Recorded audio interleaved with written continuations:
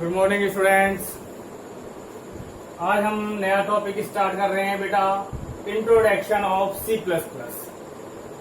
वैसे तो हमारे नोटबुक में नहीं है, लेकिन फिर भी बुक में ये टॉपिक नहीं है, लेकिन फिर भी क्या है कि हमें सी प्लस प्लस का बेसिक्स थोड़ा सा पता होना चाहिए। जैसे फर्स्ट पॉइंट है हमारा, C plus plus is a middle level language. यहाँ जब हमने सी लैंग्वेज पढ़ी थी तो सी लैंग्वेज के बारे में भी हमने यही कहा था कि C language also a middle level language. अब आपके दिमाग में आएगा कि सर लैंग्वेज के लेवल तो दो ही पढ़ाए गए थे, एक लो लेवल लैंग्वेज थी और एक हाई लेवल लैंग्वेज थी। एक लो लेवल और एक high level. Low level language में सारे इंस्ट्रक्शन किस में लिखे जाते थे? 0 और 1 में लिखे जाते थे। और हाई लेवल लैंग्वेज में हम सारे के सारे इंस्ट्रक्शन किस में लिखते थे? इंग्लिश लैंग्वेज में लिखते थे। अब सी और सी प्लस प्लस दोनों मिडिल लेवल लैंग्वेज क्यों कहते हैं इनको, वो समझिए। एक्चुअली होता क्या है कि जो हम सी और सी प्लस प्लस की कोडिंग लिखते हैं वो इंग्लिश लैंग्वेज में लिखते हैं। सी और सी प्लस प्लस की जो कोडिंग की जाती है, जो इंस्ट्रक्शंस लिखे जाते हैं, वो आपके इंग्लिश लैंग्वेज में लिखे जाते हैं। लेकिन जब उसे हम कंपाइल करते हैं, मतलब जब हम उस प्रोग्राम को रन कर देते हैं, तो वो 0 और 1 में कन्वर्ट किया जाता है। तो वैसे तो आपकी जो सी और सी प्लस प्लस है वो हाई लेवल लैंग्वेज है, लेकिन सपोर्ट वो लो लेवल प्रोग्रामिंग को ही करती है। समझ में आया आपको बात? सी और सी प्लस प्लस दोनों ही वैसे तो हाई लेवल लैंग्वेज है, लेकिन सपोर्ट किसको करती है? वो लो लेवल प्रोग्रामिंग को सपोर्ट करती है। इसीलिए दोनों में ही इसका काम होता है। इसीलिए हम इसे क्या कह देते हैं? मिडिल लेवल लैंग्वेज भी कह देते हैं। दूसरा पॉइंट है हमारा, डेवलप बाय बर्नर्ड स्ट्रक्स। जो डेवलप किया गया है इस लैंग्वेज को, वो किस साइंटिस्ट ने किया है? उस साइंटिस्ट का नाम है बर्नर्ड स्ट्रक्स। तो ये उस साइंटिस्ट का नाम है। कहां पे? Bell lab, AT&T Bell lab. Bell lab में इसको बनाया गया था। कब बनाया गया था? 1979 में इसको बनाया गया था। C plus plus run on variant of platform, मतलब ये बहुत अलग अलग प्लेटफॉर्म पे रन हो सकती है। जैसे आपके कंप्यूटर में मान लो विंडोज हैं। अब विंडोज में चाहे आपका विंडोज XP हो, विंडोज 7 हो, विंडोज 8 हो, विंडोज 10 हो, कुछ भी, कोई सा भी विंडोज हो आपके, उस पर आपके रन हो जाएगा। एक ऑपरेटिंग सिस्टम आता है मैक OS, उस पर भी रन हो जाता है। यूनिक्स के विभिन्न प्रकार के प्लेटफॉर्म होते हैं, उन पर भी ये एग्जीक्यूट हो जाता है। मतलब अलग अलग वेरिएंट प्लेटफॉर्म पर, अलग अलग ऑपरेटिंग सिस्टम पर हम इसको एग्जीक्यूट कर सकते हैं। ये थी थोड़ी सी जनरल बातें सी प्लस प्लस के बारे में। अब जो आपके नोट्स भेजे जा रहे हैं, उसमें जो हिंदी मीडियम वाले हैं उसमें ये टॉपिक के नोट्स नहीं है, तो आप इसको वीडियो में से नोट कर लीजिएगा। ये 3-4 टॉपिक जो है और उनको लर्न कर लीजिएगा। और वैसे जब मैं कल इंग्लिश के नोट्स भी भेजूंगा तो इंग्लिश के नोट्स में भी आपको ये मिल जाएगा, आप वहां से भी इसको लिख सकते हैं। तो ये हुआ हमारा इंट्रोडक्शन। अब हम अगला टॉपिक स्टार्ट कर रहे हैं यहाँ पर, और अगला टॉपिक है हमारा कमेंट। अगला टॉपिक हमारा कौन सा है? कमेंट। कमेंट के बारे में आपको पता ही है, इसके बारे में हम पहले भी पढ़ चुके हैं। तो अगला टॉपिक हमारा है कमेंट।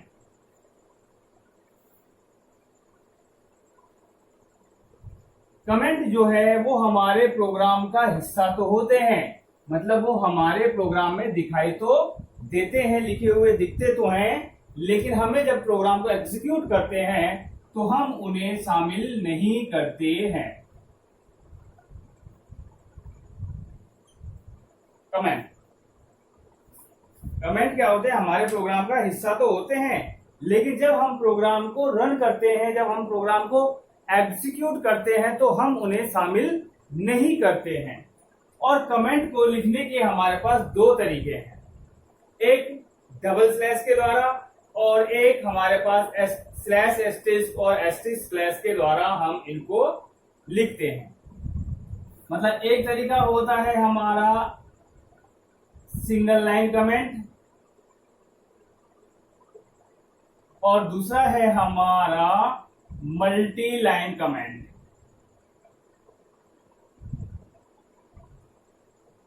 मतलब हम हमारे हिंदी में हमारा टॉपिक होता है ये टिप्पणी कमेंट।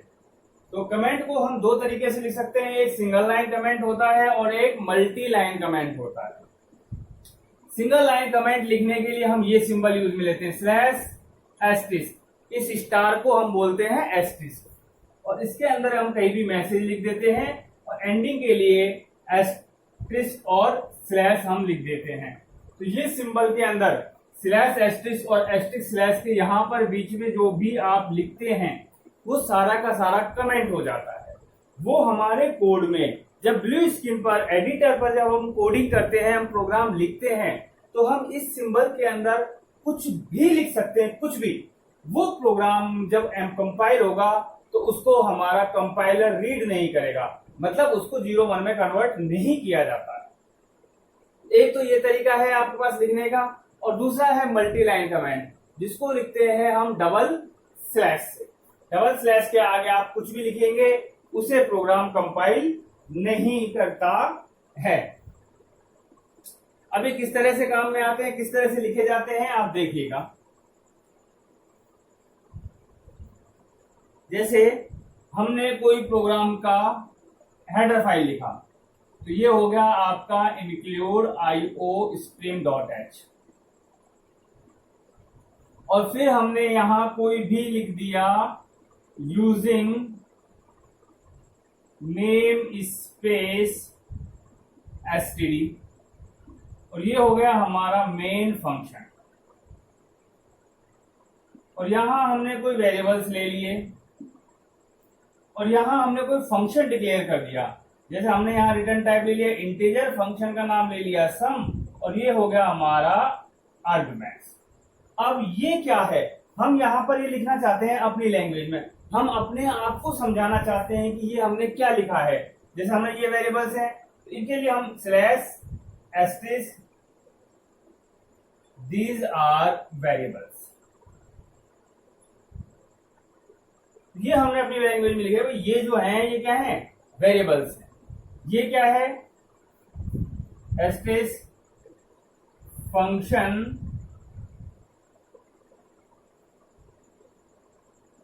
डिक्लेरेशन।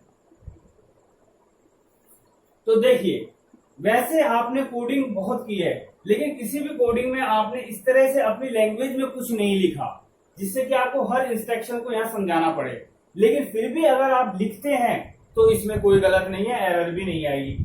लेकिन अगर इस सिंबल के बिना आपने इसको लिख दिया तो ये फिर प्रोग्राम एग्जीक्यूट नहीं होगा, रन नहीं होगा। जैसे आप इसको रखेंगे तो ये आपका क्या करेगा, कमेंट बन जाएगा और ये प्रोग्राम का जैसे कोडिंग मैंने लिखी तो कोडिंग में दिखाई तो दे रहा है ना ये लिखा हुआ, लेकिन जब हम इसे कंट्रोल F9 करेंगे तो इसके अंदर जो भी लिखा गया है उसे ये शामिल नहीं करेगा, मतलब उसे कंट्रोल F9 करने के बाद एग्जीक्यूट नहीं किया जाएगा, उसे कन्वर्ट नहीं किया जाएगा, कंपाइल नहीं किया जाएगा।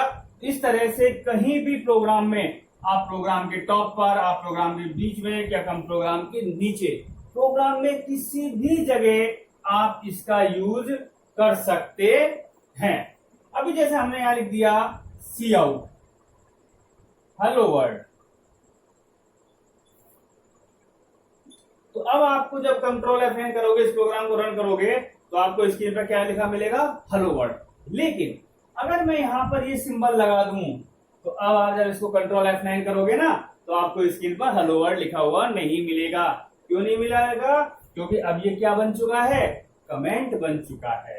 और ये कैसा कमेंट, किस तरह से कमेंट देता है, ये सिंगल लाइन कमेंट है, सॉरी मल्टी लाइन कमेंट। थोड़ा सा आपको उल्टा बता दिया, ये मल्टी लाइन कमेंट है और ये सिंगल लाइन कमेंट। ये सिंगल लाइन कमेंट है और ये आपका मल्टी लाइन कमेंट है।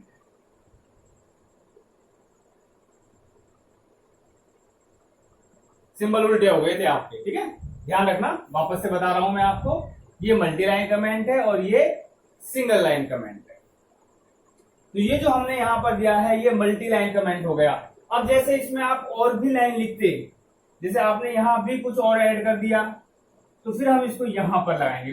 फर्स्ट लाइन में स्टार्ट होगा और सेकंड लाइन में हम इसको लास्ट में लिख देंगे। इस तरह से ये सिंगल लाइन कमेंट कहलाते, सॉरी मल्टी लाइन कमेंट कहलाते हैं। ये सिंबल कैसा है आपका? मल्टी लाइन कमेंट है। और ये डबल स्लैश जो है वो सिंगल लाइन कमेंट है। इसको यूज हम कैसे करते हैं? जैसे आपने यहां पर लिख दिया डबल स्लैश, तो डबल स्लैश जो है ये अब सिंगल लाइन कमेंट हो गया। मतलब अब आपको यहां पर स्टार्टिंग में लगाने की जरूरत है, एंड में लगाने की जरूरत नहीं है, क्योंकि ये तो अंडरस्टूड है भाई शुरुआत यहां से हो रही है तो खत्म लास्ट लाइन में ही होगा।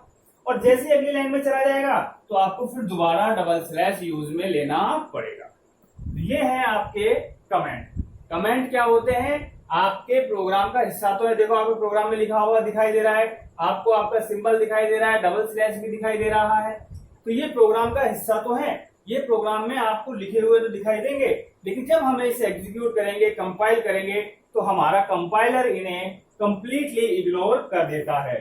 ये हमारे प्रोग्राम में कमेंट देने के लिए यूज में लिए जाते हैं।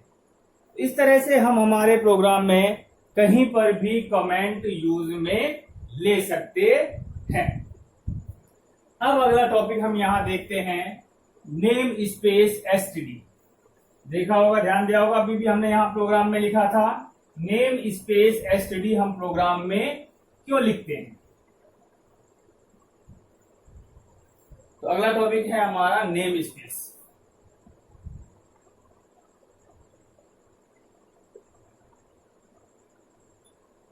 ये थोड़ा सा एक नई चीज आ गई आपके लिए। ये आपके लिए क्या है? एक नई चीज है, नेम स्पेस। तो नेम स्पेस हम क्यों काम में लेते हैं वो अब हम यहां देखते हैं।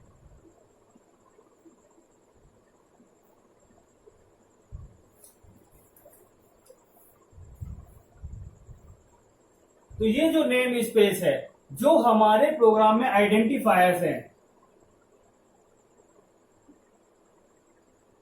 जो हमारे प्रोग्राम के आइडेंटिफायर्स हैं। आइडेंटिफायर्स क्या होते हैं? Variable, pointer, function, array, structure, class, इनके जो नाम हैं, वेरिएबल का नाम, पॉइंटर का नाम, फंक्शन का नाम या एरे का नाम, इनको ही हम क्या कहते हैं? आइडेंटिफायर्स कहते हैं। अब जिस तरह से हम हमारा प्रोग्राम स्टार्ट करते हैं मेन, तो ये मेन फंक्शन हो गया। इसी तरीके से हम भी नीचे भी कोई ना कोई नया फंक्शन स्टार्ट कर देते हैं, सम, ये एक नया फंक्शन हो गया सम। तो इसकी जो स्टार्टिंग है वो यहां से लेके यहां तक है। ये फंक्शन इस स्टार्टिंग पॉइंट से लेके इस एंडिंग पॉइंट तक का काम करता है। अब जो हम वेरिएबल्स लेने वाले हैं, पॉइंटर्स लेने वाले हैं, फंक्शन या एरे लेने वाले हैं, उनका स्कोप क्या रहेगा? मतलब वो कहां से कहां तक एक ही ब्लॉक में काम करेंगे या मल्टी ब्लॉक में काम करेंगे या कहां से कहां तक काम करते हैं, मतलब उनका स्कोप। तो जो हमारा नेम स्पेस है ये प्रोग्राम में काम आने वाले आइडेंटिफायर्स के स्कोप को परिभाषित करते हैं और इनको यूज में लेने के लिए यूजिंग नेम एसटीडी लिखा जाता है। असल में आया, नेम स्पेस क्यों लिखा जाता है? जो हमारे प्रोग्राम के आइडेंटिफायर्स हैं। आइडेंटिफायर्स क्या होते हैं? वेरिएबल्स, पॉइंटर, फंक्शन, एरे के जो नाम हैं उन्हें आइडेंटिफायर्स कह रहे हैं। और एक वेरिएबल का स्कोप कहां से कहां तक होगा, फंक्शन का स्कोप कहां से कहां तक होगा, पॉइंटर का स्कोप कहां से कहां तक होगा, वो हमारा बताएगा नेम स्पेस। तो नेम स्पेस हमारे प्रोग्राम के आइडेंटिफायर्स का स्कोप परिभाषित करते हैं। हमारे प्रोग्राम्स का जो स्कोप है वो कौन परिभाषित करता है? वो नेम स्पेस। मतलब आइडेंटिफायर्स के स्कोप को कौन परिभाषित करेगा? नेम स्पेस परिभाषित करता है। और इसे यूज में लेने के लिए हम लोग प्रोग्राम में क्या लिखते हैं? Using name space STD. तो चूंकि अब हम हर प्रोग्राम में जो भी प्रोग्राम बनेगा 99.99% हम वेरिएबल्स, पॉइंटर, फंक्शन या एरे, स्ट्रक्चर इनमें से कुछ ना कुछ हम जरूर डिक्लेयर करने वाले हैं। हम जो भी C++ में प्रोग्रामिंग करेंगे उसमें variables, pointer, function, array, structure में से मतलब कोई ना कोई आइडेंटिफायर्स हम जरूर लेंगे। अब उसका स्कोप क्या होगा उसको परिभाषित भी करना पड़ेगा, इसीलिए हम हर एक प्रोग्राम में ये लाइन ऐड करेंगे और इसको हम हमेशा हेडर फाइल्स के बाद लिखेंगे। सबसे पहले हेडर फाइल सेक्शन होगा, उसके बाद हम लिखेंगे यूजिंग नेम स्पेस std। इतना लिखना होगा। ये ऑटोमेटिक ही प्रोग्राम को, कंपाइल को बता देगा कि आपके आइडेंटिफायर का स्कोप क्या है, कहां से कहां तक है। और std को नेम स्पेस है। std क्या है? वो नेम स्पेस है जहां C++ स्टैंडर्ड क्लास लाइब्रेरी परिभाषित है। यहां जो std है, यहां std वो C++ स्टैंडर्ड क्लास है। क्या है? Standard class. यहां std क्या है? यहां वो नेम स्पेस है जहां C++ स्टैंडर्ड क्लास लाइब्रेरी परिभाषित है। जो std है वो क्या है? स्टैंडर्ड क्लास की जो लाइब्रेरी है उसको परिभाषित कहां किया हुआ है? std में किया हुआ है। तो ये था आपका नेम स्पेस, जो कि आपके प्रोग्राम में यूज आने वाले आइडेंटिफायर्स के स्कोप को परिभाषित करता है। और उसे लिखने के लिए, उसे यूज में लेने के लिए हम यूजिंग नेम स्पेस std लिखते हैं। यहां जो std है वो स्टैंडर्ड क्लास को परिभाषित करता, उसकी लाइब्रेरी को, स्टैंडर्ड क्लास की जो लाइब्रेरी है उसको परिभाषित करती है। कौन? std। एक अच्छा क्वेश्चन बन सकता है यहां से 1 नंबर का कि नेम स्पेस क्या है, व्हाट इज नेम स्पेस। तो इस चीज को आप ध्यान से पढ़ लीजिएगा।